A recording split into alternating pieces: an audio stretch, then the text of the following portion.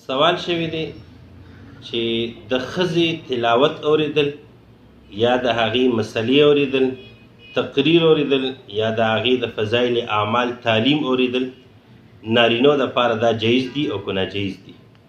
نو جواب دا دی چې د نارینو دپاره د ښځې تلاوت اوریدل، تقریر اوریدل، د هغې مسلې اوریدل، د فضایل اعمال تعلیم اوریدل دا ټول ناجایز دي.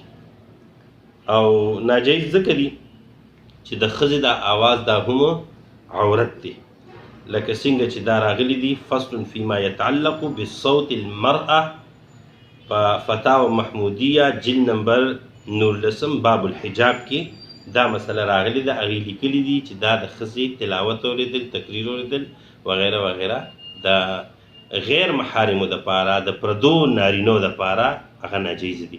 البته که د هغې زوی اوري یا خاوند اوري یا پلار اوري یا بل یو محرم اوري نو هغه دپاره جایز دي، خو د پردو سړو دپاره اورېدل هغه ناجایز دي.